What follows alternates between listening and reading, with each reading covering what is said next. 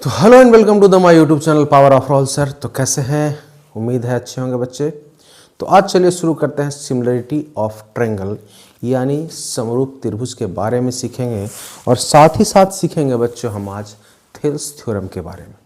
तो सबसे पहले बात करेंगे बच्चों कि दो ट्रायंगल कब होते हैं सिमिलर। तो इसके पिछले क्लास में बच्चों हमने पढ़ा था कि दो पॉलीगन्स यानी दो बहुभुज कब होते हैं सिमिलर।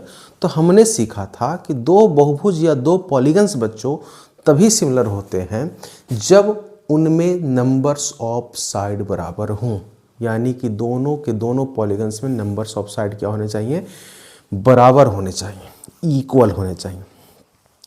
अब सवाल उठता है कि ट्रायंगल की अगर बात करें, दो ट्रायंगल कब सिमिलर होंगे। तो सबसे पहला जो कंडीशन था पॉलीगन के लिए नंबर ऑफ साइड बराबर, तो ट्रायंगल में तो ऑलरेडी 3 ही साइड होंगे। तो पहला जो कंडीशन था बच्चों वो फुलफिल हो जाता है। बाकी दूसरा कंडीशन सिमिलरिटी का क्या था कि उनके करस्पॉन्डिंग एंगल्स इक्वल होने चाहिए, और तीसरा था करस्पॉन्डिंग साइड का रेशियो भी क्या होना चाहिए, प्रोपोर्शनल होना चाहिए या सेम होना चाहिए। तो ट्रायंगल के अंदर यही दो कंडीशन को फॉलो करवाना होता है बच्चों। यानी कहने का मतलब कि दो ट्रायंगल सिमिलर कब होंगे, यानी दो त्रिभुज समरूप होते हैं या two triangles are similar if उनके संगत कौन समान हो, their corresponding angles are equal. समझते हैं इसको कि अगर दो ट्रायंगल हैं, क्या है, दो ट्रायंगल हैं, मान लिया जाए एक ट्रायंगल ये है और दूसरा ट्रायंगल बच्चों ये है। तो ये दोनों ट्रायंगल आपस में सिमिलर तभी कहलाएंगे बच्चों। पहला केस तो आपने सीखा कि इनके करस्पॉन्डिंग एंगल्स क्या होने चाहिए, इक्वल होने चाहिए। क्या होने चाहिए, करस्पॉन्डिंग एंगल इक्वल होने चाहिए। करस्पॉन्डिंग एंगल इक्वल कहने का मतलब ये है कि मान लिया जाए ये एंगल ए है और ये एंगल डी है, आपस में क्या है, इक्वल है। एंगल ए और एंगल डी क्या है, आपस में इक्वल है।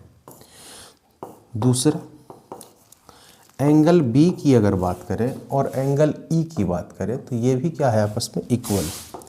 एंगल बी और एंगल ई क्या है, आपस में इक्वल है। साथ ही साथ एंगल सी की बात करें और एंगल एफ की बात करें, ये भी इक्वल है।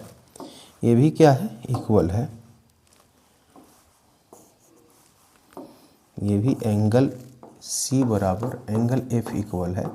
तो सेकंड नंबर जो कंडीशन था, या ट्रायंगल का फर्स्ट नंबर जो कंडीशन था बच्चों कि करस्पॉन्डिंग एंगल्स आर इक्वल, तो ये फॉलो हो गया। यहाँ पे करस्पॉन्डिंग एंगल क्या हो गया, इक्वल हो गया। कंडीशन नंबर सेकंड क्या कहता है कि उनके करस्पॉन्डिंग साइड का रेशियो क्या होना चाहिए, प्रोपोर्शनल होना चाहिए, या रेशियो क्या होना चाहिए, सेम होना चाहिए। यानी यहाँ पे जो शर्त है सेकंड नंबर वो कह रहा है कि A B, corresponding side A B और डी बाई डी, साथ ही साथ बी सी बटा ई एफ और ए सी बटा डी एफ अगर बराबर आ जाए, ए सी बटा डी एफ बराबर आ जाए, तो जो कंडीशन नंबर 2 है ट्रायंगल का बच्चों कि संगत भुजाएं समानुपाती या करस्पॉन्डिंग साइड इन प्रोपोर्शनल, ये फॉलो हो जाएगा, ये मतलब कि लागू हो जाएगा। और ये दोनों कंडीशन अगर लागू हो गए किसी भी ट्रायंगल पे बच्चों, तो उन दोनों ट्रायंगल को हम कहेंगे सिमिलर। क्या कहेंगे, सिमिलर कहेंगे। Triangle A B C similar हो जाएगा ट्रायंगल डी ई एफ के। यानी दो ट्रायंगल को बच्चों अगर सिमिलर करना है तो शर्त है पहला कि उनके करस्पॉन्डिंग एंगल्स क्या होने चाहिए, इक्वल होने चाहिए। और दूसरा शर्त है कि उसके करस्पॉन्डिंग साइड का रेशियो क्या होना चाहिए, प्रोपोर्शनल होना चाहिए या सेम होना चाहिए। ये दो कंडीशन है। अब बढ़ते हैं हम लोग थेल्स थ्योरम की तरफ। तो बढ़ते हैं आगे थेल्स थ्योरम।